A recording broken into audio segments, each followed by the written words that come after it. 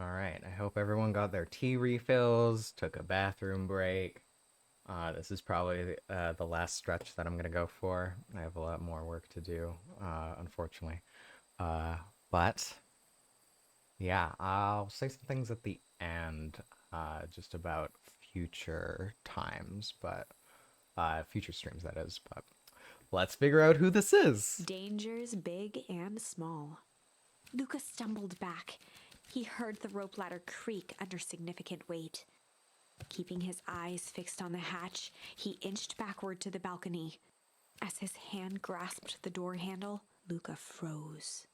A large figure clumsily wriggled up through the hole. Oh my God! It's adult Rolo. Stop right there, or I'll. Jeez, I know it's dark and all, but I figured you'd recognize me. Who are you? The large figure cocked its head inquisitively. Stop now, or I'll clobber you with a baseball bat. Whoa, take it easy. Luca, you need to get your eyes checked. It's me, Rolo. Nice try, but I know you aren't Rolo. You're like one of his random uncles or something. Where is he? Uncle? Luca, quit messing around. It's me. If it really is you, prove it. Flaming chicken coop, Luca. Luca's jaw dropped. He peered more closely at the man standing in front of him.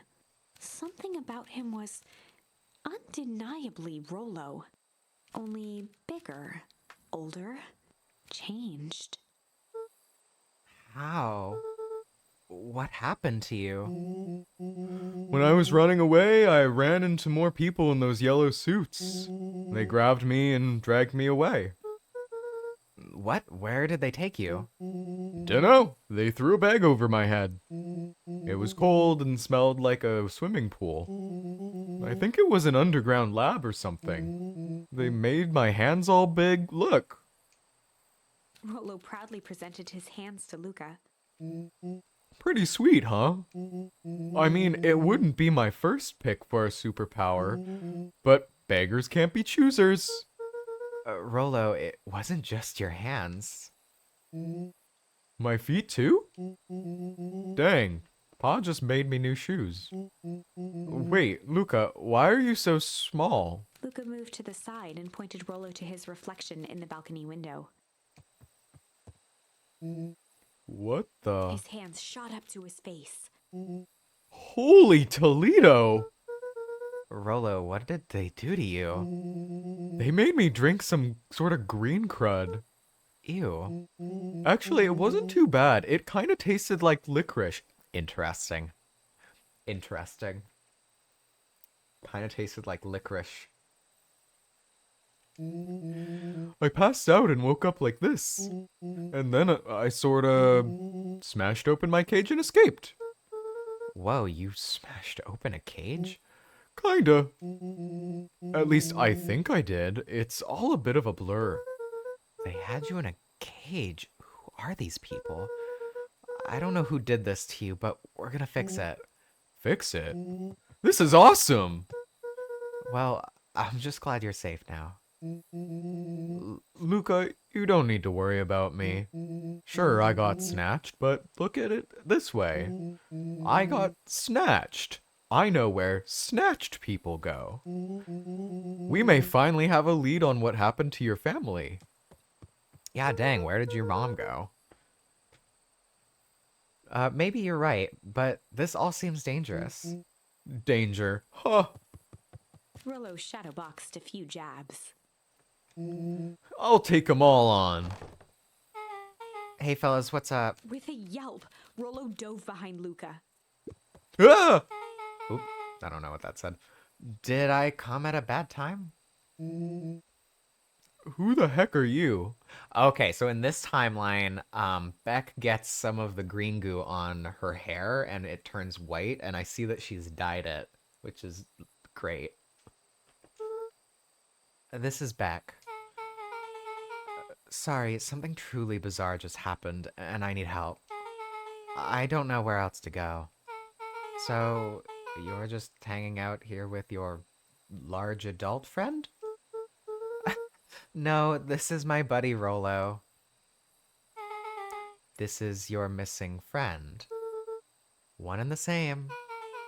He seems a little old. I'll have you know, this is a recent development. What the heck does that mean? Oh, I'm sorry, you're the one who just showed up out of nowhere. So we'll be asking the questions here? That's fair. How did you find us? Your silly little treehouse? I think you mean our silly little mission control. I hate to break it to you, but your secret path isn't so secret. And I could hear your racket from a mile away. See, Luca, this is why we need to improve security around here. Not now, Rolo. Beck, you had something bizarre happened? You said something bizarre happened? Yeah, but... She shot a nervous glance at Rolo. Got snatched and looking snatched are different things.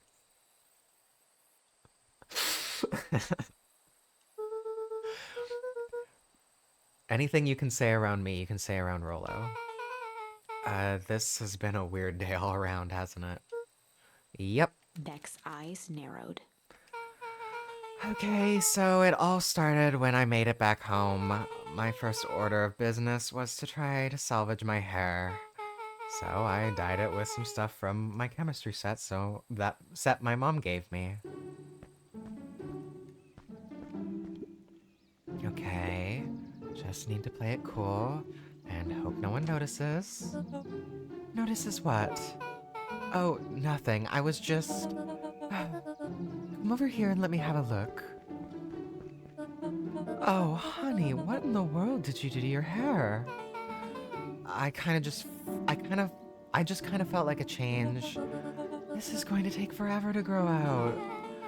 You were the one who said that change was a good thing, right? I was talking about your mother's new job. Oh yeah, her mom, she has two moms, which is great. She's the best character, IMO.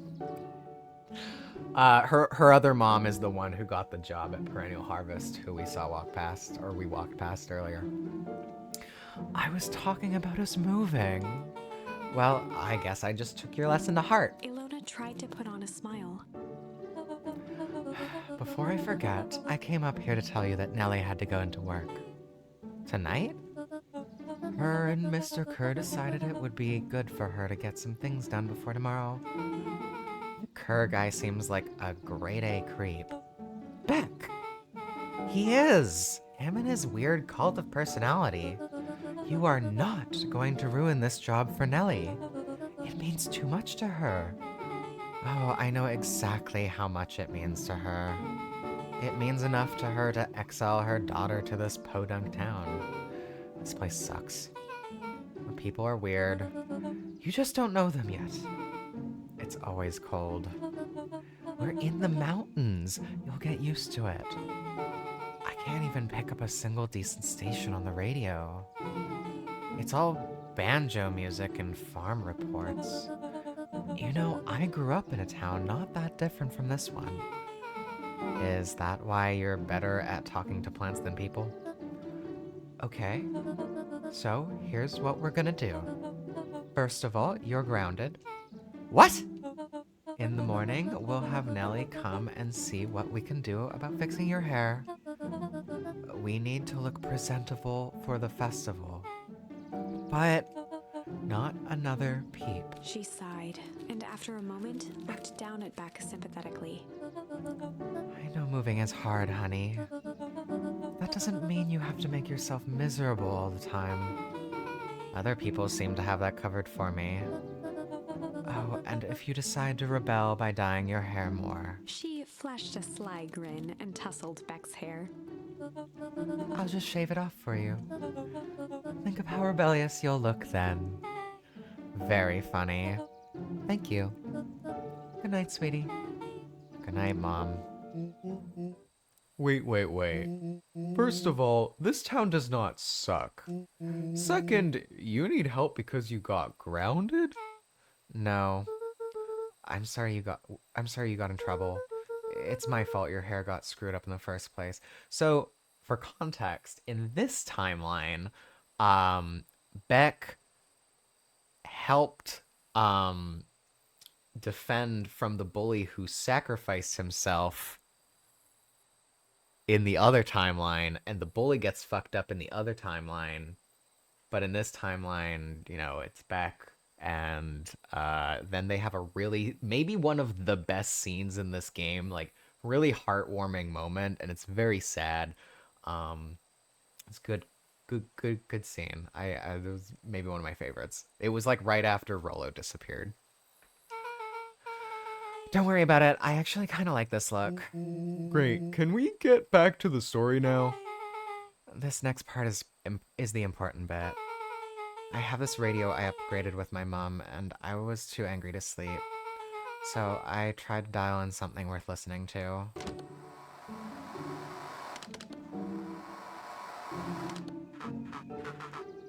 Oh, who is this? This is probably Valentine, if I had to guess. Oh well. Mr. Kerr, are you there? Mr. Kerr? Yes, I'm busy. What is it? This is definitely the assistant if he's apologizing. Apologies, I have the founder on the line. Patch him through immediately. One moment. Hello, sir. It's so nice to hear from you.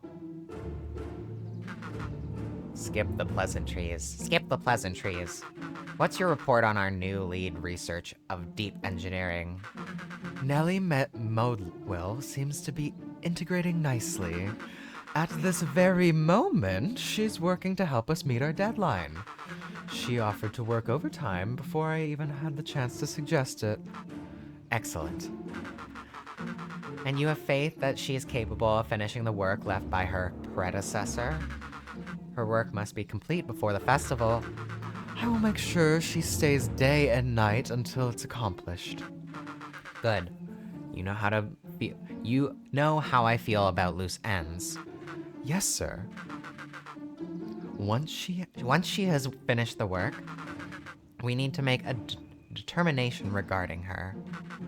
Long-term prospects in the company. Immediately, sir? I usually have more time to fully bring people into the fold. We are in the endgame, Bill.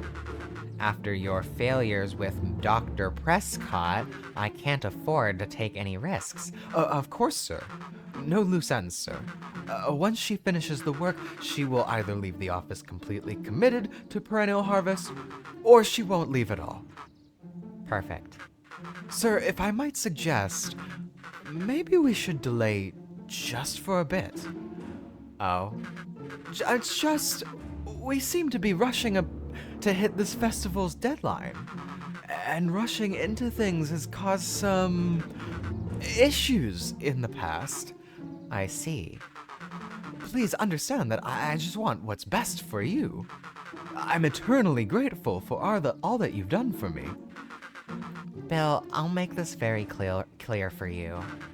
I brought you in to make things run smoothly, not to have opinions. Of course, sir. Chin up, Bill. You are only a few days away from having everything you ever dreamed of. Yes, sir. Thank you, sir. Whoa. Yeah. So, just so we're clear, when they say loose ends, they were talking about murder, right? Like, actually killing someone? Capital murder? Luca gave Rolo a quick elbow to the ribs. Who is this founder? I was hoping you guys would know. Nah, as far as we know, Kerr is the top banana in Perennial Harvest. He sounded scared of this founder guy. So, we have an even topper banana on the field. What the hell is my mom caught up in? Has she talked about the job much? Not really. She said she was going to come in and continue the work of someone she respected. Luca, do you think that body at the workhouse was The person Beck's mom came to replace? That would make sense. Beck? It seems like Nellie's predecessor got loose-ended. I'm getting that impression. Okay, so we need to get your mom out of there before the festival happens. That's 2 days away. Won't she just come home after work? The creep on the radio said they were going to hold her there until then. If she's not coming out, we gotta go in and get her. Beck flicked a large sheet of paper out of her pocket and slammed it on the floor. Maybe this'll help. You have blueprints? Well, it's really just a welcome map from my mom's PH orientation.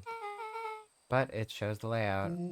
Sure looks like blueprints to me. Look, here's the reception area. There's a big room marked Founder's Office. It even has the exits marked. Guys!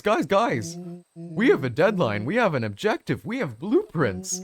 You realize what this is, right? Rollo started to wiggle with excitement. I think we're heisting. This is officially a heist. Chapter 6. The Heist. Oh, good. They spent the night's end huddled around that small map, formulating a plan to infiltrate the headquarters of Perennial Harvest. It would be no small feat, a modern facility equipped with all manner of technology. Not to mention the swarm of clipboards that would most certainly be scattered throughout.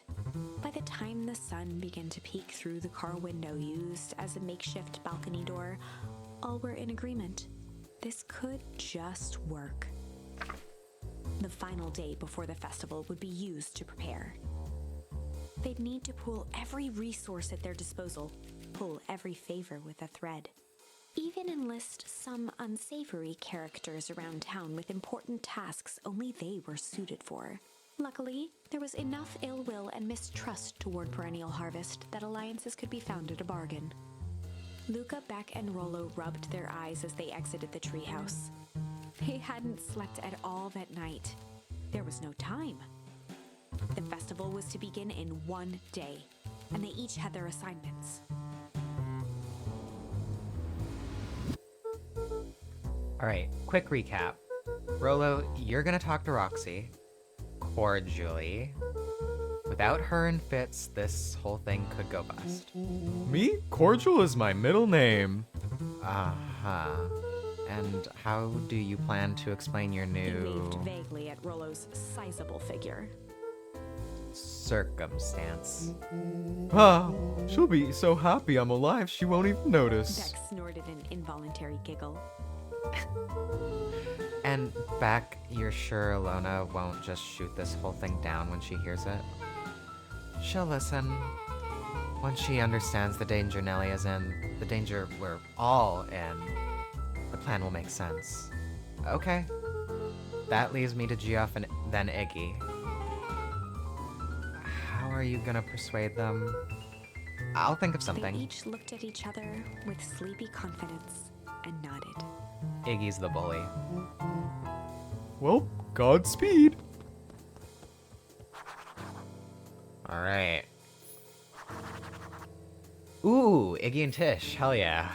I like Tish. I do actually like Iggy. Iggy ended up being one of my favorite characters, I think.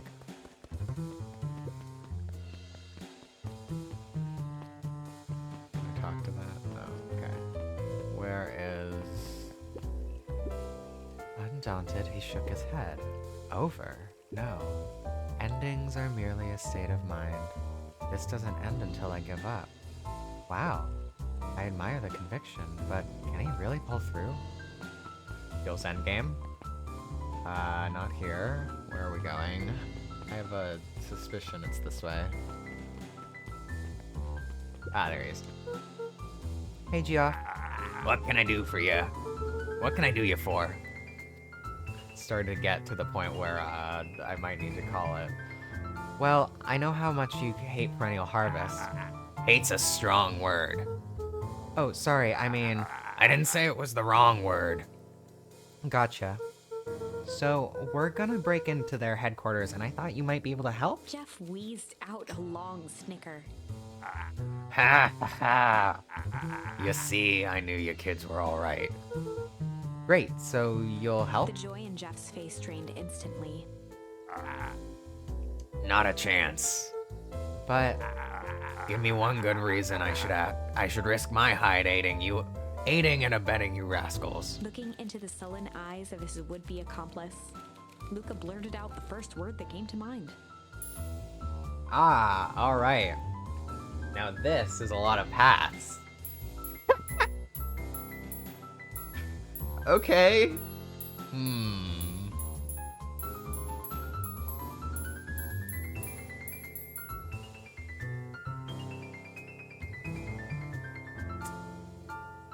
Any thoughts?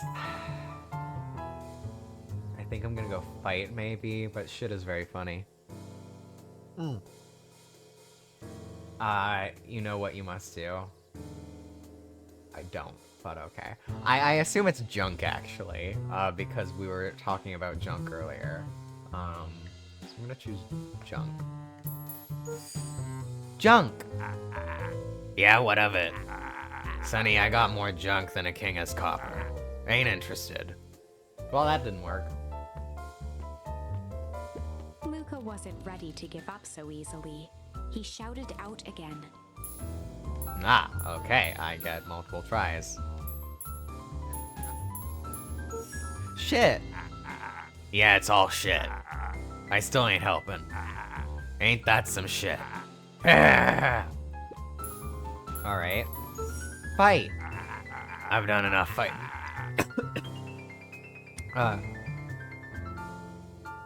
Need more tea.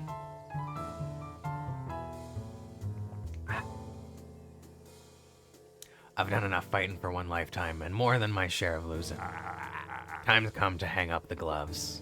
Okay, well, I suspect we were supposed to just pick all of them and none of them work. Hide! Jeff's brow perked up.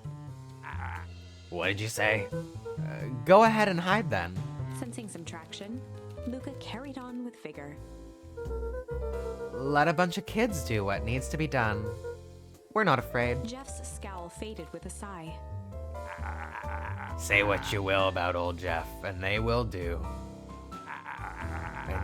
And you'll never hear him say I hid from nothing. One good stomp of the foot was all Jeff needed to Junk drive his again. point home. What was it you kids needed? Some sort of disguise. I've got just the thing.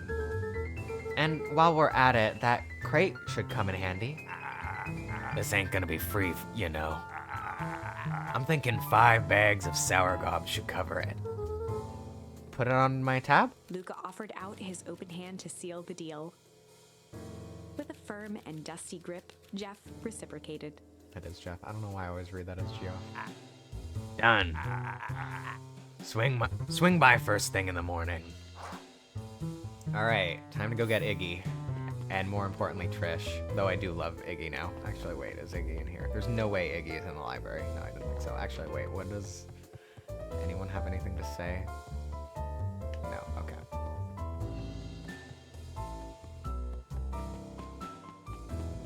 What about Nuncrade? Not there, alright. Ah, there they are. Hey, Tish, look who it is. Luca, are you here to try to tickle us to death again? Look, just hear me out. Iggy raised an eyebrow suspiciously. We're listening. Iggy, I know we've both been giant bags of... Oh, interesting. I mean, shit. Shit to each other. Iggy gave a reluctant shrug. You're not wrong. But lately, life has been kinda... Oh my god, we're getting a lot of choices right now. Okay. Strange. Strange, you know? Iggy considered the point. Things have been weird around here. So I'm offering a truce and asking for your help. What do you say we... Oh my god. I feel very endgame if we're like just using all of our things right now. I feel like break is gonna be the answer. Hide is not gonna be the thing. Hide our hostilities, at least for now. Hide? We ain't no cowards. Buzz off. Luca knew they'd need Iggy and Tish to pull this off. He tried again. Iggy, I know we've been bags of, actually I'm curious about malice. Malice to each other. Malice. Wow, Tish, smart guy here with his smart guy words, thinks he's impressing us. Scram, we ain't interested. Okay, so it is shit. Okay, yeah. Iggy gave a reluctant. Yeah, yeah. Okay, and then strange, so let's try hard. Hard, you know? Hard. Well, yeah, well, life's always hard. Get over it, we ain't interested. Okay, this is, okay, hard. Shit, it's been strange. Iggy considered them. I think it's gonna be break. Or it's gonna be pull a heist. No, let's just do break.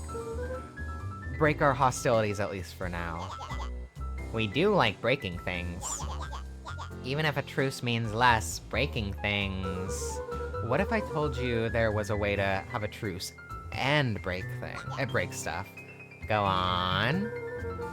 I need you to cause a distraction so I can sneak into Perennial Harvest HQ. A wild-eyed grin spread across Iggy's face. My, Luca Van Horn, I'm impressed. And after this is all done, maybe you and Tish can come hang out at the treehouse sometime. Iggy glanced over to Tish, who nodded in agreement. Fine. But not because we want to see your creepy treehouse. We just like to cause chaos. With a quick nod, Luca was off. We learn that Iggy's a bully because he's lonely. And he just wants attention because his parents are always busy. It's really sad.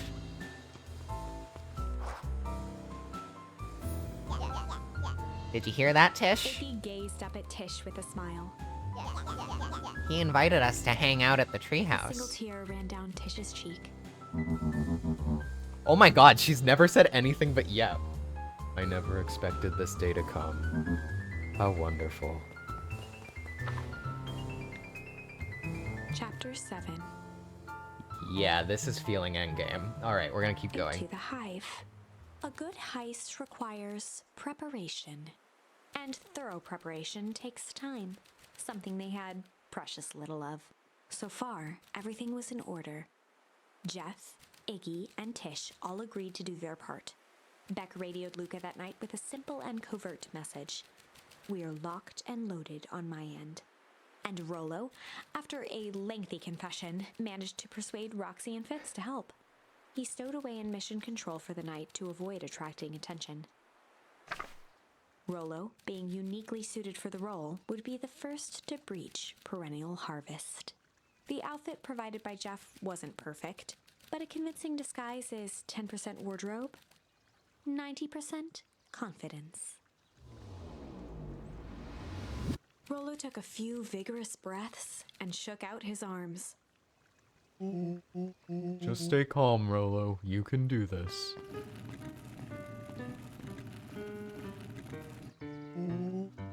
Got your delivery here. Delivery? I don't have anything in my notes about a delivery. One moment.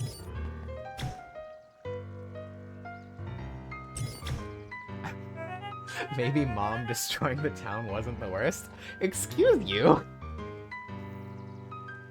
I'm so sorry, but there's no delivery scheduled for this morning. Right. He had to think quick. That's because this goes directly to the founder.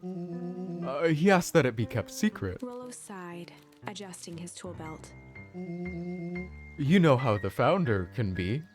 I suppose we can leave this one off the records. Our harvest awaits and such. With a stroke of his mustache, Rollo proceeded into the Perennial Harvest headquarters.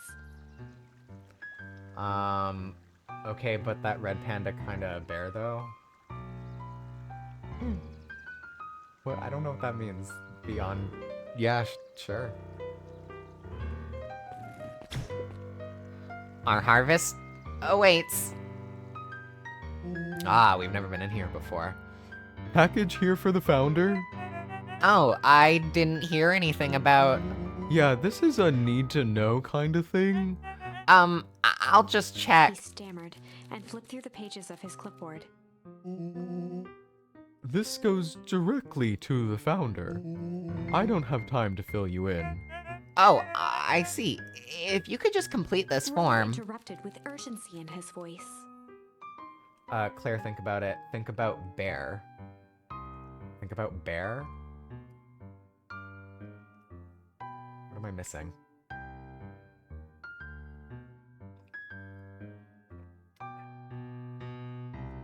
Bear. Where has bear come up?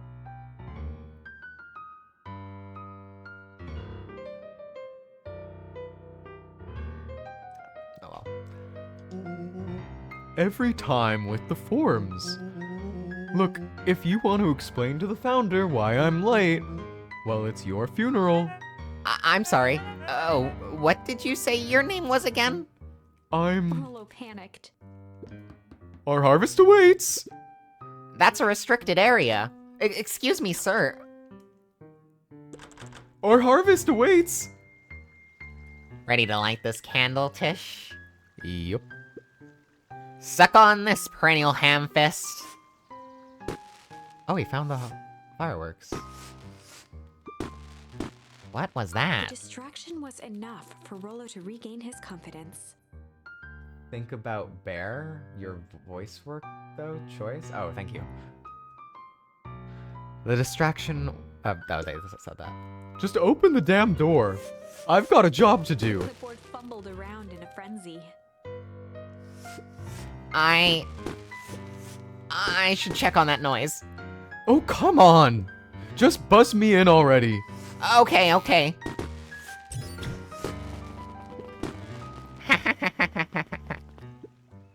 Phew. That was close. Makes sense. Our harvest awaits. Hey, I figure, when in doubt, stick with the classics. Well, that was a close one. But you pulled it off. Nice work, Rollo. Alright, everyone knows what to do. Yep, deep engineering is to the north. I'll go with Beck, in case she needs some muscle. I'll head east to the founder's office. You two be safe. Alright. I mean, it's this way. That's odd. There's not even any cups for the water. Why would there be no cups for the water? Things don't just... They're not there for random purposes. Why are there no cups? Is it to, like, check how cold it's getting?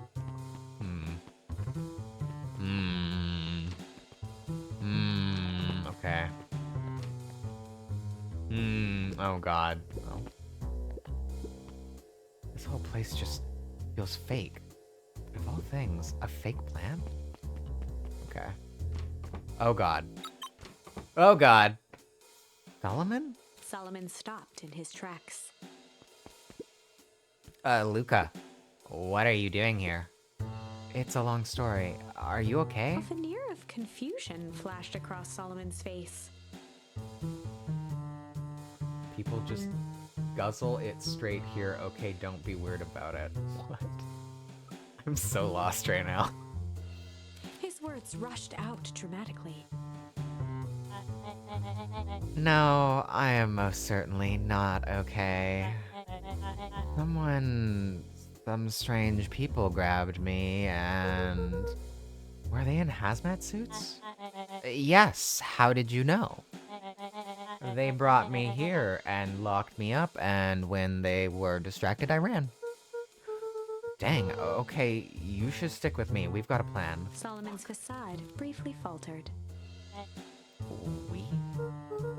Yeah, Rollo and Beck are headed to Deep Engineering. Thank heavens you found me. We've got to get out of here. We can't just leave yet. But they'll catch us again. We've got to do something first. When you were running, did you happen to see a door marked Founder? Founder? Why are you looking for him? I'm not. I just need to get into that office. Now that you mention it, I do think I saw a door that said Founder.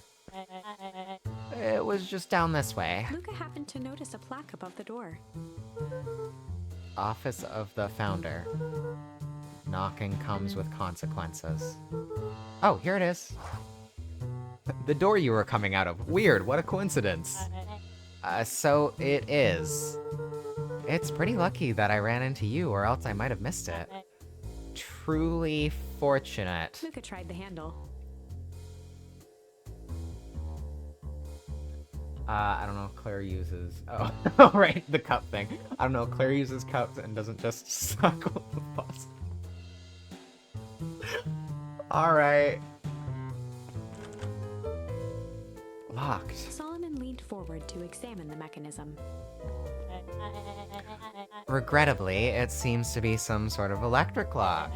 I don't know how we could possibly defeat a lock like that. Luca smiled and looked at his watch. Let's just wait a minute. I picked the right direction, which means there might have been other things that I could have found. Oh. I don't know what sort of funny business you're up to, but I like it. She mimed a quick hat tip and ambled off with a whistle. Howdy. Good afternoon. The light on the keypad changed from red to green. How did you do that? It's good to have friends. Quick, let's get inside before someone spots us. Oh god. Oh god. Luca switched on his walkie-talkie.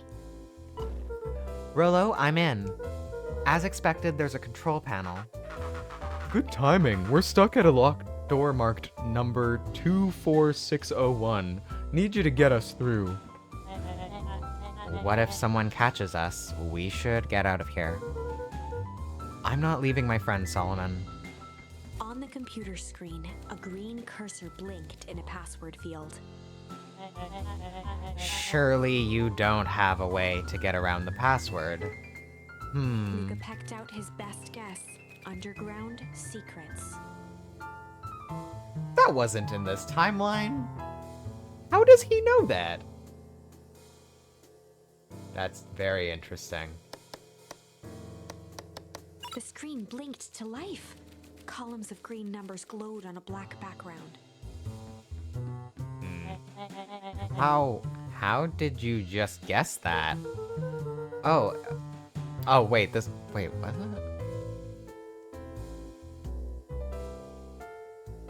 No, he did hear that in this timeline, didn't he? Oh, it's this absurd password Rolo heard when he was down here before. It's funny how someone arrogant enough to call themselves the founder uses such a basic password. Or they were thinking several moves ahead, not expecting anyone to guess something so simple. These villain types always end up outsmarting themselves. Solomon's jaw clenched into a half smile. Your power of deduction are as impressive as your luck.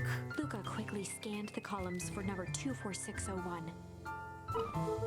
Rolo, I think this should do it. Bingo bango, doors open. Luca, you never fail to impress. What is this slippery lout even doing down here? We have a friend whose mom is in trouble. We're here to get her out. I see. Okay, Luca, I think we're close. The next door is marked 13806. Once again, Luca scrutinized the numbers on the screen. In that moment of distraction, Solomon reached forward and pressed a large red button. Maybe this one opens the lock. Crap, we've got company. Luca, must go faster.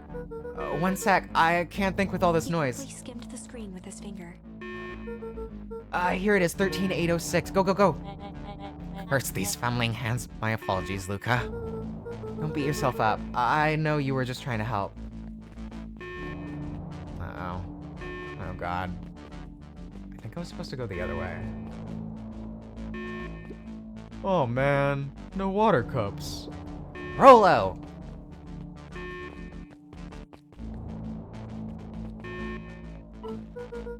Rolo, are you okay? Rolo, come in. Mr. Kerr approached with a sneer and spoke into his walkie-talkie. You can turn off the alarms, they're With trapped. self-satisfaction, he called into the hallway. That, my dears, is a dead end. Nowhere to run. Rolo, where are you? Are you okay? Yeah, I think we lost him. Making our way back to Nellie's office. Okay, you two rabble-rousers are coming with us. Nope. Make a break for it. Fuck yeah. Let's go, Roxy. Did that little shit just kick me?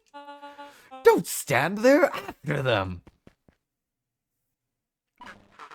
Okay, I think that worked. Roxy and Fitz have them on a wild goose chase. I have trouble following what just happened. Like I said, it's good to have friends. Rolo, how long do you think Roxy can distract them? How long can Roxy keep someone so pissed off they can't think, they can't see straight? Let's just say we've got time. Entering Nellie's office now. Mom. Oh, honey, what did you do to your hair? I thought you'd be happy. I finally used the Young Chemist Lab kit. Oh, you sure have a knack for making me incredibly proud in the most frustrating ways. We need to get you out of here. We? Who is your adult friend? Oh, I'm not an adult. Even ever heard of a growth spurt? I had more of a growth spew. No, that's not possible. Nellie leaned over to examine his teeth. Substantial banding on the enamel of the molars consisting with Tampus liquamine exposure. Is that what you call the gunk they forced me to drink?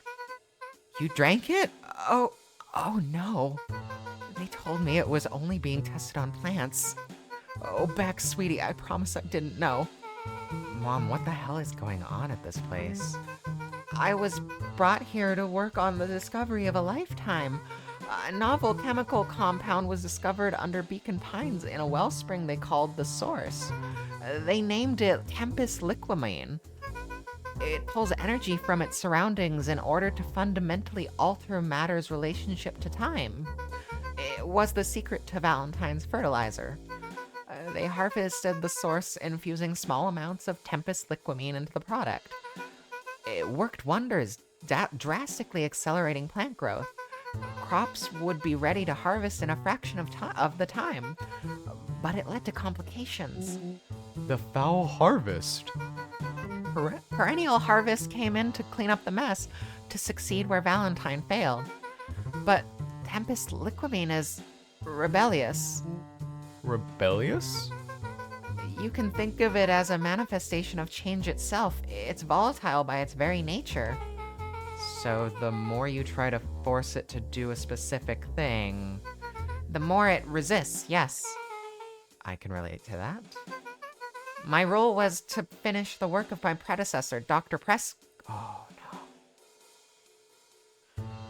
Dr. Prescott. Harnessing Tempest Liquamine to reliably manipulate an organism's age. Just imagine how many people we could feed. Mr. Kerr was very insistent that we achieve a successful result for today's festival. But you did, right? Nellie sighed. You know how much I love a good puzzle. I poured myself into the problem. It wasn't long until I discovered oddities in Dr. Prescott's notes. Oddities? They contained obvious errors, mistakes that someone of his reputation would never make. So I fixed them, and now I get to replace my entire wardrobe. I'm truly sorry. Meh, those clothes were all hand-me-downs anyway. It sounds like Dr. Prescott figured it out, got cold feet, and intentionally sabotaged his own work. I had considered that possibility. I've sent a letter asking him to clarify his thinking. Mom, Dr. Prescott is dead. Kerr had him killed. What? I overheard them talking about it on the radio. That's why we gotta get you out of here. I just... Like, now. Oh, wait, the vial. I finally solved the chemical equation allowing direct control of aging. Mr. Kerr picked it up just before you came. All the more reason we gotta hightail it. Luca, we've got Dr. Modewell heading your way now. Roger that, be careful. Alright, everything's on track. And what is your plan for escape? We'll go over everything when they get here. In the meantime, maybe we can dig up some more info. Let me just go through all your Luca shit. tugged on each of the cabinets. Dang, this must be the good stuff. They're all locked. Perhaps he's not as clueless as he suspected.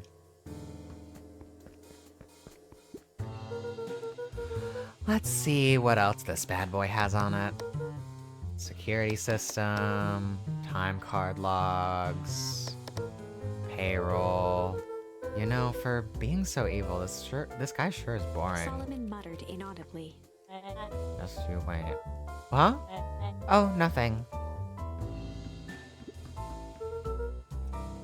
Malice 80 proof whiskey. A hard drink for a hard man. Wow, even his alcohol is arrogant. Solomon once again muttered under his breath. I should just smother you right now. What's that? I said I shouldn't bother you right now. Don't be silly, you're no bother at all.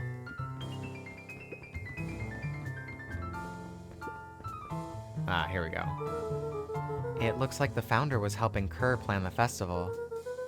Why would such a secretive leader be obsessed with a party? Only time will tell. Luca held his hand up to the ashtray. Still warm. He must have been here recently.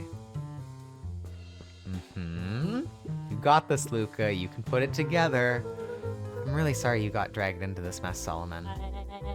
You needn't worry about me. Well, I feel bad either way. We're gonna get you out of this, I With a promise. subtle, quivering lip, a smile crawled across Solomon's face. They heard the trampling of frantic footsteps from the hallway. Lock it, lock it, lock it. Locked. That was close. When we left Nellie's office, it was swarming with clipboards. We barely got away. Did they follow you? Rolo. Before we start tossing blame around, it is possible someone ordered a pizza. Or is it possible someone ordered a pizza? We'd love to hear your thoughts. Definitely not pizza. What now? Don't look at me, I'm officially retiring from the heisting business.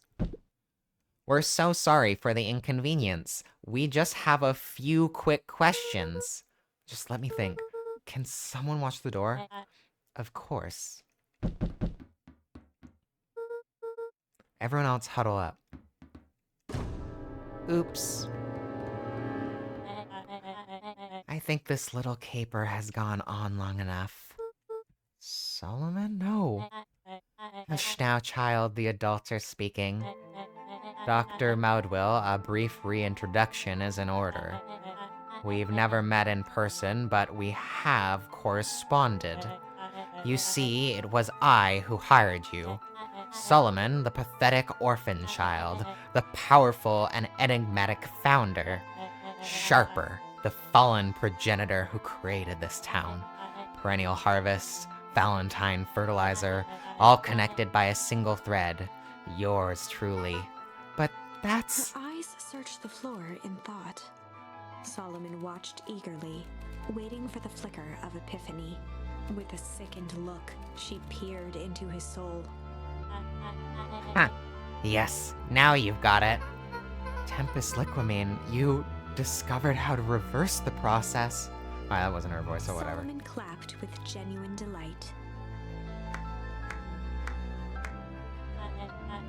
Very good, Dr. Modewell, very good. Though the discovery wasn't intentional. Solomon glanced down, examining his youthful form. And the effects went a little too far for my taste. That's why you needed me to finish Dr. Prescott's work. Which you did admirably. Mr. Kerr, the vial, please. Kerr presented it with a theatrical twirl of the hand. May I present to you the eighth wonder of Before the... he could finish, Rollo snatched the vial from Kerr's palm. Wow, this stuff sounds pretty valuable. Be careful, you fool. You have no idea what you have in your hand. Actually, we do. You just did a whole evil villain monologue thingy about it. Rollo casually tossed the vial to Luca. Gosh, maybe I'll have a taste. Luca jiggled the vial mockingly. Seize him! Luca, over here. Move another inch and I smash it. She held it tightly behind her back. Solomon sighed, speaking in crisp, measured Syllables. You have no plan. I'll smash it, I swear. Fine, risk killing us all. Or, if you're lucky, nothing happens, then what? We capture you and grant you much less He leniency. pursed his lips with feigned sincerity.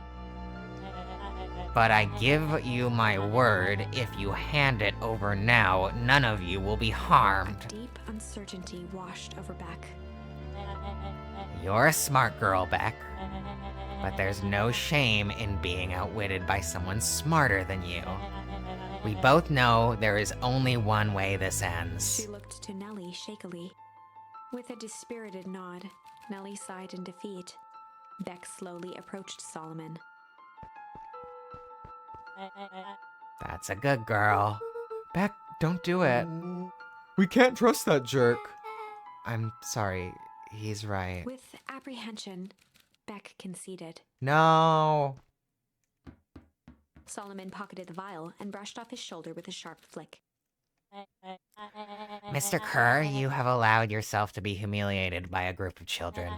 Report to my office tomorrow for a performance review. The blood drained from Kerr's face. Of course, sir. But first, you have a speech to make. Trot out there and give me the introduction I deserve. And don't forget to smile. Yes, sir. And to think, all of this is thanks to the efforts of Mr. Van Horn. I don't understand. How is this all because of me? Ah, I said Mr. Van Horn, silly child. Dr. Walt Van Horn. Your father was always a thorn in my side. I offered him an opportunity to be a part of something great. But the fool was blindsided by righteousness. He even broke into my laboratory in an attempt to sabotage my work. Solomon shook his head with gratification. Oh, no. But the universe has a funny way of correcting course. By meddling with a force he didn't understand, Walt showed me its true potential. As fate would have it, Luca, your father's dying act was to grant me eternal life. A muffled applause resonated faintly through the walls. Well, that's my cue. After the festivities and my subsequent ascension, I will return to deal with you all. Until then, I suggest you use this time to reflect on the magnitude of your failure. You three keep post outside the door.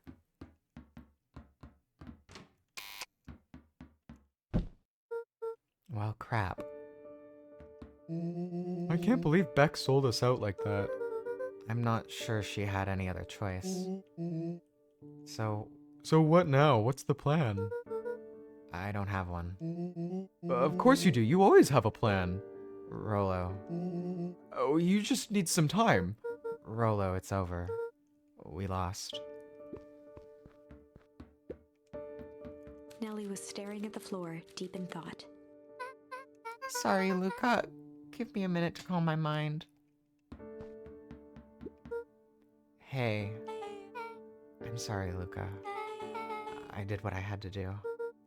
I know, it's just... we were so close. I've got a feeling that eventually Solomon will get what's coming to him. Time wounds all heal.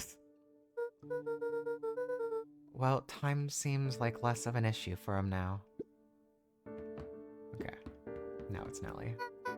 Luca, there's something you should know. After Mr. Kerr locked me in that office, I had nothing but time and curiosity. I poked around a bit, hoping to find a means of escape, but I found something else. A note, hidden in a false drawer. What sort of note? Dr. Prescott must have sensed his time at Perennial Harvest was growing short. So he left behind a letter with the hope it would be found by his successor. It was a confession of sorts. He left it for me, but its contents... Luca, I think they were meant for you. Why? What did it say? It's about an incident with your father.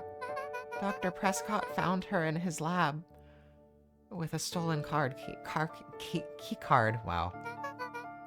There was an accident. She'd been exposed to extreme amounts of Tempest liquamine. The color dropped from Luca's face. Is she... She survived. Dr. Prescott decided to help her recover. He no longer trusted Perennial Harvest, so he kept her whereabouts a secret. Over time, your mother led him to reconsider the purpose of scientific discovery. Science is often at the vanguard of change, but that doesn't mean it's always right. He realized that no one should have control over something as powerful as time itself. I now believe that's why he began to intentionally sabotage his own work. And it cost him his life. It's a reasonable conclusion. Luca was overwhelmed with emotion. What was May gonna do? What was May gonna do? Why are you bringing May into this? But if she's alive, where has she been? Where is she now? A sudden explosion sounded from the hull. Chapter 8. Here we go. Comeuppance. Ears still ringing, Gran picked herself up off the ground. Through the dust and smoke, she looked over to see Mrs. Fratelli helping Hiram Tolliver to his feet. She'd had to beg, borrow, and steal to acquire those explosives. How many nights had she spent visualizing how she'd use them to make things right? And now, her one shot at destroying the source, that damned hole that swallowed so much of her life, was gone. Traded for this jagged hole in a wall and a foolhardy shot at rescuing Rollo. With Fratelli and Tolliver at her side, she stepped through. It was a strange feeling. The last time she'd stalked this maze of hallways, it was in a different body.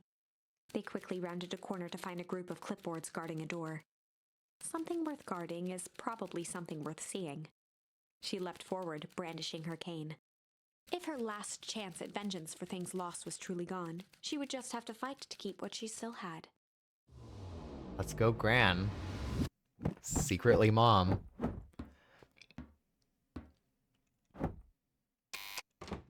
I just noticed the picture is, he's throwing darts at his son. That's sad. Gran, what are you doing here? Luca, what are you doing here? We're here to save Nellie. We're here to save Rollo. Hey, Miss Luca's Gran. That's awful nice of you. But I'm fine. Oh no, what did they... Gran, there's no time to explain. We have to go now. Come on, everyone. We've got a party to crash. They made their way out from deep within Perennial Harvest, just as Solomon finished up his speech. Thankfully, we can dispense with the formalities from here on out. Solomon pulled a glass vial from his pocket. We've got to stop him. In one smooth motion, he downed its contents. A triumphant smile grew across Solomon's lips. No! Well, I guess that's it. We lost. I wouldn't be so sure about that. With a mischievous look, Beck elbowed Luca. Remember when I had the vial behind my back? I love you, Beck. Interesting. Oh my god. Alright. Oh, fuck, what do we choose? I'm so curious. Like, I feel like He do drink hair dye. I think he's gonna drink the experiment. So, I don't know if you saw Iggy in the other timeline. His face is all deformed and whatnot because he fell in the green goo, which was the incorrect goo. I think he's gonna die. I think he's about to just like age and then keep aging. But I don't know which. Okay. We're just gonna go left to right. I feel like junk. I feel like it's gonna be Malice, so we'll go with junk first. I might have tweaked his wonder potion with a little junk. Can't wait to see the look on his face when he realizes he drank his own cigar ash. How did ashes get into the vial? It was pretty easy to mess with the vial when it was behind my back. Oh, that's sneaky. Well, it's... Well, it's a bad habit anyways. Pa always says bad habits are like 50-yard field goals. Huh? Hard to kick.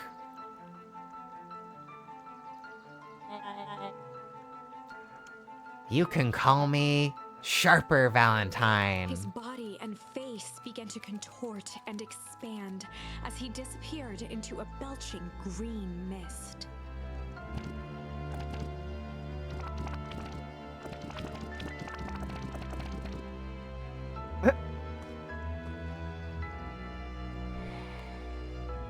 Well, he dead. Well, that's one way to kick a bad habit. As the last of what was once Sharper Valentine wafted into the air, the crowd began to disperse, still numb from what they had just observed. Yeah, that would be really, really traumatizing to watch a man just turn to ash. Sharper Valentine was gone for good. Actually, not even a man, a kid. Like, secretly a man, but, you know. His end would be a new beginning for Beacon Pines. A new chance to let go of the things they had lost and grab hold of a new future. This doesn't feel like the real end. The end. Well, I'd be lying if I said that wasn't a bit gratifying. If that feels to you like a good note to end on, I won't stand in your way. No. No, not yet. God, been going pretty long, but it feels like we're so close.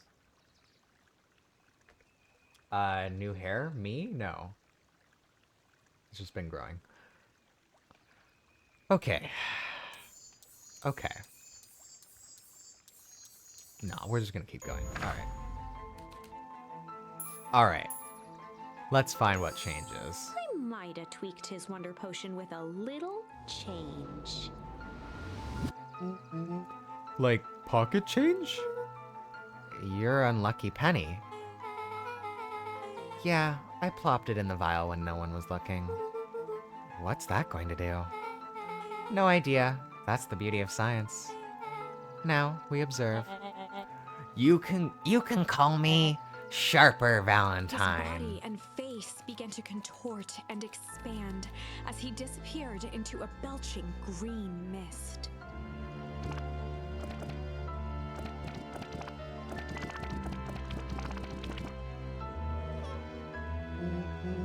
Holy crap, he's a baby? Yeah, but he's still Sharper, right? What he was no longer matters. This is an innocent child. I apologize for all the harm my father has caused you. Eris awkwardly cradled the squirming child. She looked to her brother, her voice shaking with uncertainty. Augustus, what do we... We do what Valentines always do. What must be done. I'll hurry home and prepare a crib for father, or young Sharper. That would be a great help, thank you. She looked back down at the infant with equal parts kindness and terror in her eyes. With a shake of her head, Eris addressed the crowd with a stern scowl. Okay, everyone, the show is over. You may leave now. Epilogue. No. Beacon Pines' coldest summer on record came and went without much fanfare. Folks shared what they had, and none were left wanting. The new school year was ushered in by the falling leaves of autumn. After everything Luca, Rollo, and Beck had been through, middle school was bearable. The chill of winter didn't seem to bother people much. They kindled a hope for a better future in their hearts. When spring arrived, farmers planted their crops with a sense of joy and optimism. And as the dawn of the first day of summer came again, its light slowly spread through the shallow valley. It crept over the town square, across the river, past the neglected welcome sign, and came to rest on a young boy sleeping at dawn, his mind at peace, knowing he is here for a reason. I have so many questions still.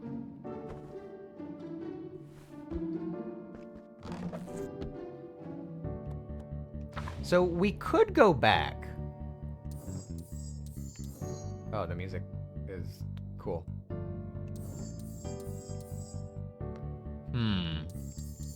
What does back mean? Oh, it just means go back to what it is. If this is the good ending, then I want to see what Malice is. We're gonna go back there real quick.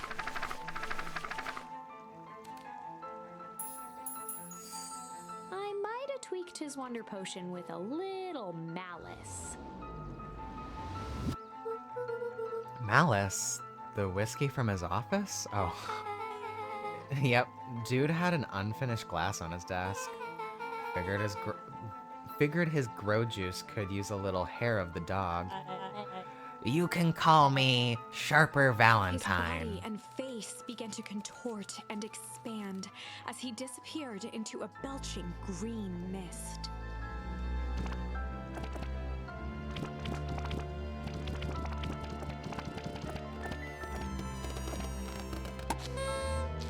Oh my god. Now that's what I call 80 proof whiskey. Damn, dude. I just got an The achievement crowd called gazed Pop in Goes the stunned Weasel. silence at the now Oof. empty stage. The quiet was broken when William Kerr sprinted off stage and into the distance. He was never seen around Beacon Pines, or anywhere else for that matter, again. Watching the silhouette of Kerr disappear over the horizon, Luca began to laugh. First, a low chuckle that became uncontrolled, heaving laughter. Through his tears, he was vaguely aware that the crowd had begun to laugh with him. The end. Okay. That was unexpected. Perhaps a bit of an absurd ending for my taste, but who am I to say? I'm only writing the damn thing. Why are you writing the damn thing? Okay, we're gonna do change, and we're just Epilogue. okay. I don't know what I clicked, but Beacon Pines' coldest summer on record came and went without folks shared what they the new school after okay. everything. The Yeah, chill we of just a kindled read spring. this. And as his mind at peace, Okay, we're here. knowing he is here for a reason. Cool. I'm glad that was a feature. They know who their audience is. All right, let's actually do the epilogue this time. Wait, is there the soccer ball? There used to be a soccer ball. Like, oh. Rollo, are you up yet? Roger that. It's a beautiful day at Mission Control. You want to swing by? Be there in a minute. I'm glad I checked. Over time, Eleanor began moving Walt's old things out of the closet and into storage. Eleanor had moved back into her bedroom, and now that she wasn't sneaking out late, she even slept there most nights. Okay, interesting. This does feel very final. Hi, Mom. Mom, I'm ready to go now. You go on without me. I'll meet you there. I've got a batch of jam to finish jarring. She also does make normal jam, which is the thing. So she just hides the explosive jam among the normal jam, which is insidious and amazing, and I love her. It's funny. I only started making jam as a way to send messages without anyone noticing. But now I enjoy it. It's nice. Can we go? No, we can't go to the secret room. Can we go to the, Okay, there's nothing out here. This does feel like this is I mean, it's epilogue, so this is like the last run through the town. So we're gonna just check every corner. We're gonna go say bye to Dad. Oh, that's why the tomb isn't here. Interesting. Ooh.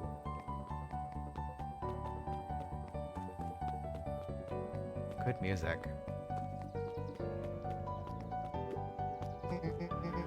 I hear you and Rolo have big plans for that little treehouse. Yeah, it started getting crowded after we revoked the max capacity 1 Rolo 1 Luca rule. So we decided to expand. But at least we've got some help with that. How's the internship at Nelly and Alona's shop going? It's been great. I'm hoping it helps me get into the School of Agriculture up at State. Also, Nelly said she'd write a letter of recommendation, which would be huge. I just can't help but worry about leaving Rolo. He's grown up so fast, but he's still my little brother. Yeah, he had a heck of a growth spurt. I don't just mean grown. I don't just mean grown, literally. This morning he was up and finished his chores before I even had breakfast. Well, some of that might be his excitement about the treehouse renovations. Don't tell him this, because it'll go to his head, but I'm really proud of that little punk. I'm sure he feels the same way, but he's just too dang proud to tell you. I know. I love Roxy. Okay, so we can't go that way. Interesting. So we're planting trees. Oh, it's the mayor. Hey, Gus. How's the tree planting going? Couldn't be better. I'm so grateful, Alona and Nelly, to Alona and Nelly for letting me help. I just wasn't built to be a mayor. Too much bureaucracy. Gus, we finished cleaning up the sidewalks. What's next? Perennial harvest collapsed. Most of the clipboards skipped town. But some stuck around and dedicated themselves to making things right.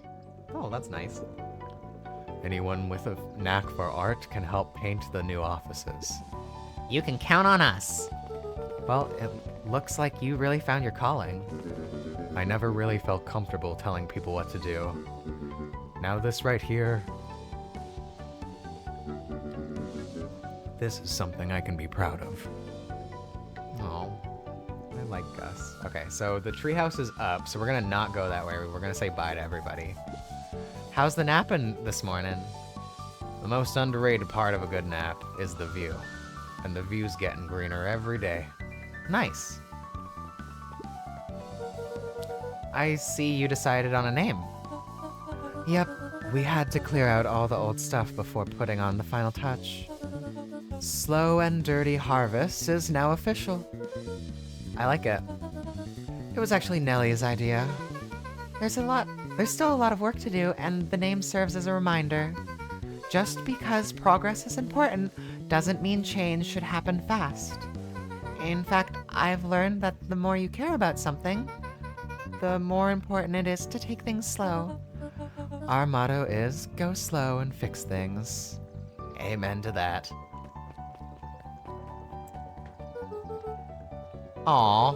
I better not dilly-dally. Gotta go to the treehouse. Okay, alright. I tried talking to everyone. The game is like, you're done. Please go away. Luca, get this. I managed to reel in an actual fish this morning. Seriously? Yeah, an honest-to-goodness flip-floppin', swam-swammin' fish. I don't think I've ever caught an actual fish here. Been at least 7 years since I've caught one. I'd say it's a good omen. What did you do with the fish? Oh, I released it back into the pond. I'm hoping to catch it again tomorrow. 7 years? How old are you? Wait, I thought you were a kid. Oh, a little higher. Yup. A little lower. Yup. A little higher. Yup.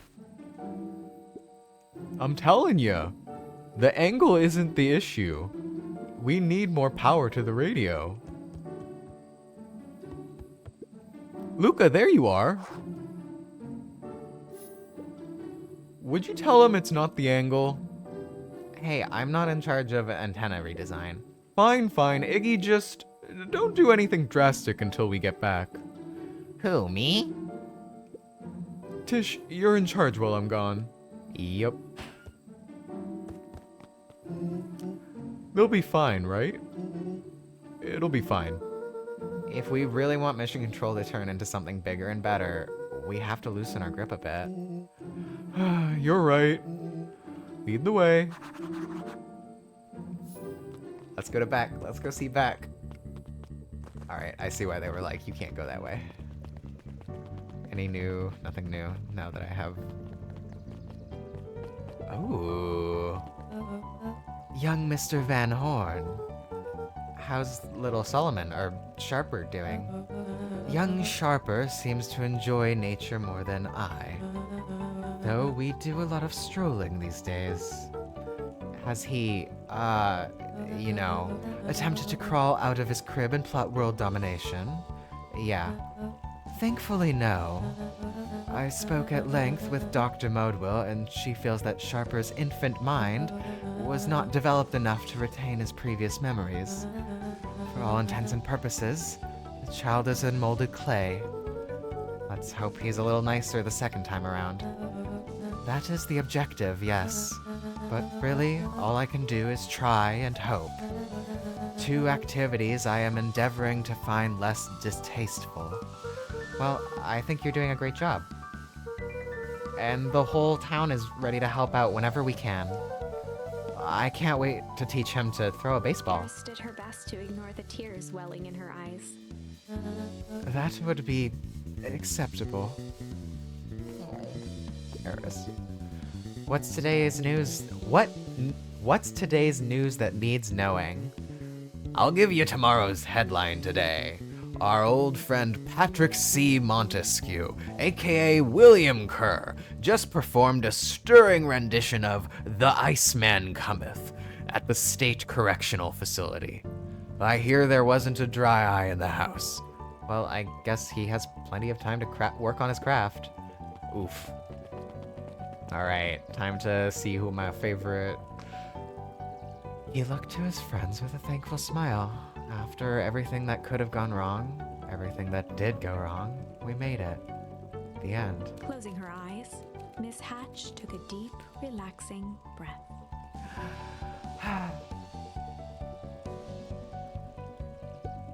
Oh, hello, Luca. How are you? Really good, actually. That's wonderful. Did I miss anything? I think you're pretty much up to speed. She literally has not spoken to us the whole game. I don't remember this character's voice. Luca, do you want a biscotti? On the house. I don't really have time. Zariel, you gotta come and see this. I finally did it. I pulled the perfect espresso. Ah, Lumi. If I didn't know better, I would think you're proud of something. As if no. It's too late. I know you're not officially... You are now officially a person that cares. Okay. Gotta go to the beacon first. Yeah, I gotta go see my favorite character. I'm glad you swung by. More follow-up questions for your story? Nope, I got everything I need. Thanks again for that. I sent a draft of the story to the reporter in Capital City, and they offered me an internship. Of course they did. You're an amazing reporter. I don't know about all that. A story about a phony corporation that picked up an entire town of people and moved them to cover up a massive illegal mine shaft full of incredibly hazardous chemicals sort of writes itself if you think about it. Just don't forget us when you become a fancy big-time reporter. Capital City isn't that far away. I'm gonna have to come back from time to time to check in and see what sort of new trouble you've gotten yourself into. Sorry to disappoint, but my adventuring days are over. Huh, we both know that's not true. What makes you say that? Call it a reporter's intuition.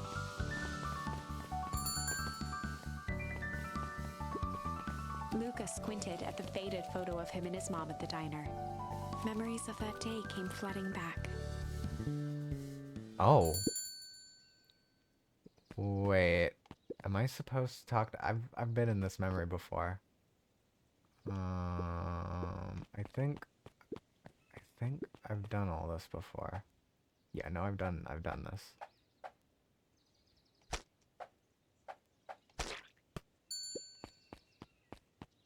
I think.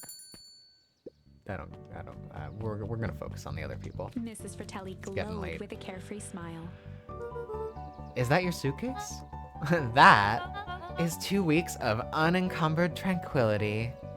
Excuse me. Would you be so kind as to take my order? 2 weeks of sand, margaritas, and forgotten obligations. Excuse me. I'd love to place an order. Mrs. Fratelli sighed with a zen-like calm. Just as soon as the lunch rush ends, I'll be a feather on the wind. You're going on vacation? For the first time in years. And I've got you and your mom to thank. Why's that? She didn't tell you yet? You two are gonna fill in for me at the diner while I'm gone. Just like old times. It's fine, I'll wait.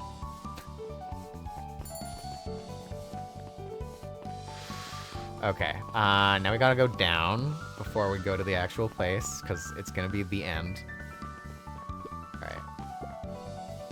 Whoa, back for seconds? I don't remember who this person is. If it's not too much trouble, for the longest time, I didn't understand the appeal of ice cream. It serves no purpose, other than to be briefly enjoyed and then it's gone. But it's pretty tasty while it lasts. I'm inclined to agree. Hey Luca, can you tell Roxy I'll be free in an hour? Sure thing. My dad's making me stock the shelves for the summer. He said it builds character. I think he meant to say it builds calluses. Builds character. Yeah, it builds something alright. Alright. Oh, can I talk to him? Luca, can I interest you in a delicious apple? He playfully waggled an apple. No thanks, just saying hello. Well, hello then. Mind telling your mom we could need a new crate of jam? Already? It's funny, I used to hide this stuff in the back, terrified that someone would find out about our secret messages. Now everyone wants to get their hands on Eleanor Van Horn's famous spy jam. Gotta touch the... No, oh, I can't touch it anymore. I got an achievement for touching it. I didn't expect to, like, finish this game tonight. But we got so close to the end, I don't think I could, like, stop with, like, 30 minutes left. Over the school year, Kato and Bert had become close friends. Aw. I don't remember any of these voices. But did you know that when they covered up the source, they found a new species of fungus? Yep, and they were studying it in the new labs. Did you know that? Beacon Pines is now the smallest town in the county? Yep, close to the population before Perennial Harvest moved in. Typically went on like this for quite some time. That's funny. I can't believe it's over. Yeah, the town's really starting to turn a new leaf. The town, I was talking about Hank Atomic. It just finished the last issue. How was it? As great as always, Hank finally returned to Earth, but I just feel weird now. Weird can be cool. It just means you're ready for something new. Any suggestions? You could ask Miss Hatch about what she's always reading. She seems to really enjoy it. Huh. Maybe I'll do that.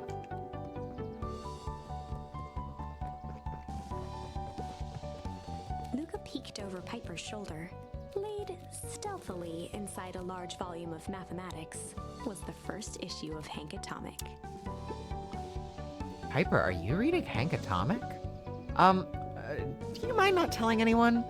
I've kind of got a reputation to uphold. Oh, it's nothing to be ashamed of. Just about every kid in town reads Hank Atomic. Honestly, I'm excited for you. What I'd give to start over fresh. To experience it again for the first time. I guess that's the downside of finishing something nice. At least now I can enjoy it again through you. Promise to tell me about it as you go? Sure thing. It's cute. Alright, I think we're just about done. Oh my god. Where did those rabbits come from?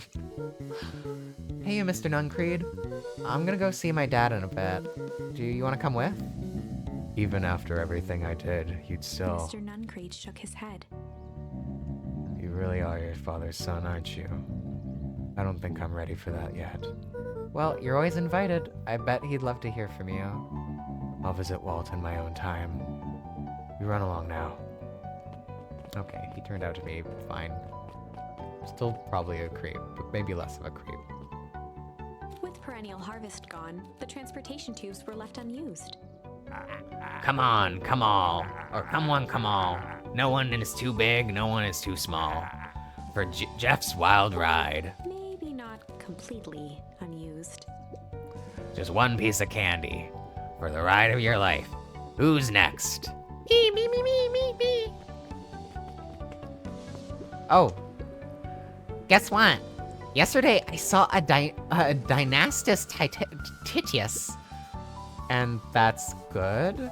It's great! I haven't spotted one of those in years. And at this rate, Beacon Pines is gonna become a bug county of the capital. There were no bugs at the beginning of the game. Oh, all the goo is gone. Okay, nothing over here.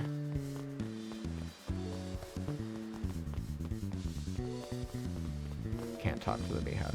Oh, there's Beck. I have news I think you'll enjoy. This morning, I unpacked my last box. You're officially moved in. It's just a box. Let's not blow this out of proportion. It sounds an awful lot like putting down roots. I guess I decided this place is root-worthy. You're gonna be stuck with me for the foreseeable future. I do have to warn you, most years aren't going to be as interesting as this one. I think I'll manage. Ready? Before we go, there's a bit of a surprise. Okay. Oh, okay. My mom's prepared this tree especially for you. They didn't have to do that. It wasn't just them. Just about the whole town pitched in. We all owe you. It should do okay in the cold of Old Beacon Pines, and thrive as things warm up. That's perfect. Oh, okay.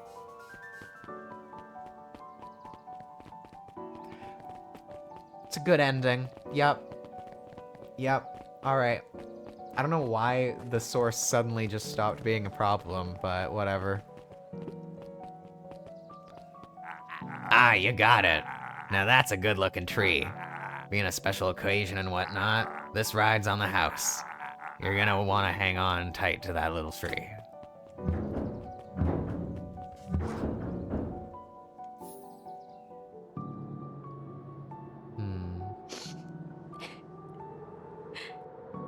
I think this is it. The end I've been waiting for. Honestly, I'd begun to lose hope of ever finding it. But then you came along. I don't know exactly how to thank you. It's hard to explain how much this means to me. It's funny, now that our time together is finally ending, I'm at a loss for words. Let's just watch the end together. Done. Good little tree. The best little tree. Thank you, children. This means a lot. Yeah, thanks for everything. Shucks, I only did what any super awesome best buddy would have done. We should probably give you some time alone now. You good? Yeah, I am. It's been a wild year. How are you feeling? Everyone keeps asking me that. I'm fine, really. Pa always says the only thing fitter than a fiddle is a cello. I feel like a dang cello.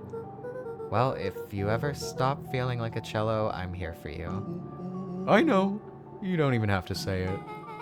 You two make an awesome pair. Excuse me? We're a trio now. Yep. Thanks. There's just one thing missing now that you're a part of our group. Missing? Let me tell you a little story about a man named Hank Atomic. Oh, God. I won't be long. We'll be waiting for you back at the phone booth. I found the perfect way to start our summer.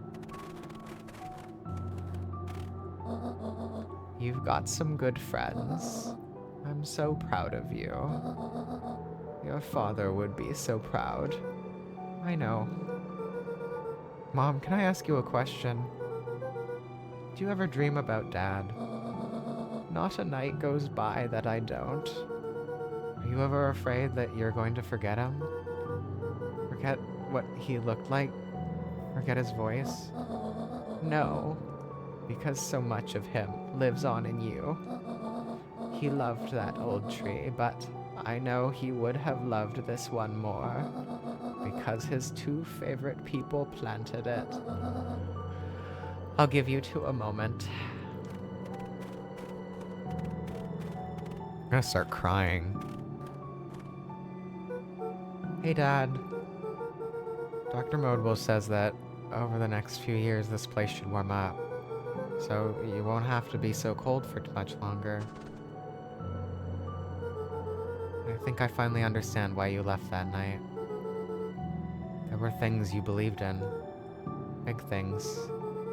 Those beliefs were the things that made you, you. You wouldn't have stood up to Sharper, stood up for what you believed in. You wouldn't have been the same person anymore. You had to go. That didn't mean you loved us any less.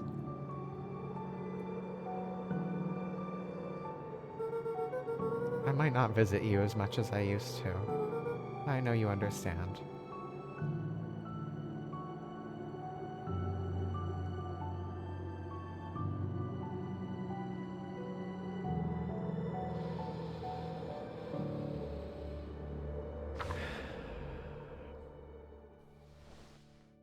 Huh. Okay, what's the reveal? Okay. Oh.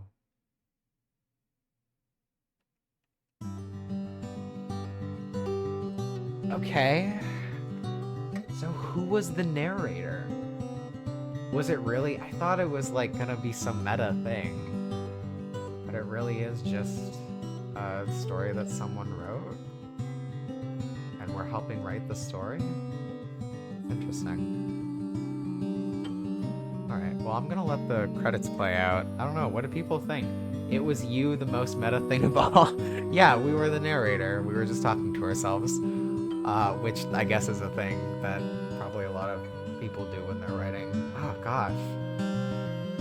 That was nice. I would recommend, yeah, I guess as this plays out, I'll explain, like, what my thoughts are going forward. So I wasn't expecting this to, like, be the end of the game, but if I had stopped tonight, it would have been, like, 30 minutes left. But that just, I don't know, that's weird. So this is gonna be a little longer. I might split it up for the VOD. But this is gonna be the last VOD that I'm gonna post to the Salt Cravings channel for my personal stuff. There is gonna be a other channel that I've set up that from now on games are going to be posted to. I guess it's kind of perfect that the whole Beacon Pines will be posted to the Salt Cravings channel, so it'll all be in one place. But yeah, now I gotta think of like another game to play, but also like I did this tonight because I was like overwhelmed with work to a degree where I was like, I need a break. And also because unexpectedly Salt Cravings got canceled, so I don't know. It was a thing to do. I'm gonna go work again after this. It's not the best, most interesting thing, but oh well. If people have suggestions on what game they would like to see, I am open to them. I have ideas, but you know, I've been a fan of doing the voice work. I feel like I would like to do more games with voice work. Want to practice. I don't know. It seems fun.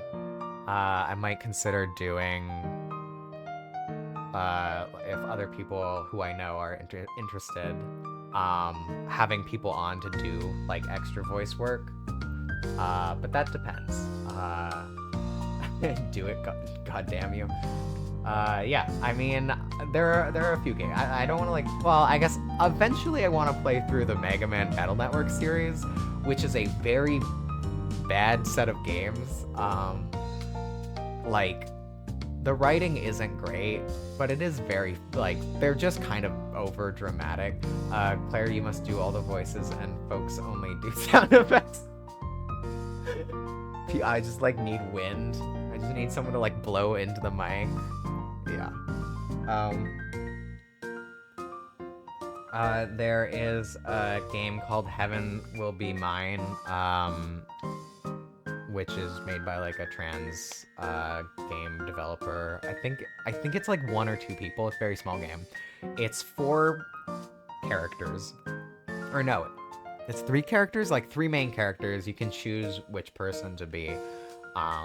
And so having like 1 person on each of them and then maybe a narrator would be really fun. There are a couple other games that I've been looking at. But yeah, I'm open to suggestions.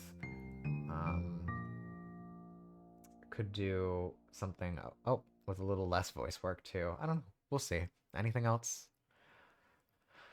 Nope. Seems like we're at the end. All right. Okay, or maybe not. All right. Ah. Okay. So I can like replay anything. Okay, so if I had missed anything... Huh. What if I don't want to do this? Also, the art in this game. The real ending was the first bit along the way. It's true. The art in this is so cute. I think it's a very interesting way to tell a story. I love the characterization. There are some really good fucking scenes in this. God, this scene was maybe my second favorite scene in the game. This is, I think, my favorite scene. Wait, why did they both break and rumble? It's interesting that only one of them advances. But I think break. Or no, Rumble is the one that I like, because then he gets trapped with Beck. Oh, I thought that was like the ending that takes place here. Interesting. Interesting. Oh, that's fun. Oh, you can see the things, the whiskey, and the ashtray and something else. Anyways, yeah, I think that's it. It's gone on a little long, but we did it. The end of Beacon Pines. But otherwise, this was fun. Thanks for sharing this little break with me. Have a good night, everybody.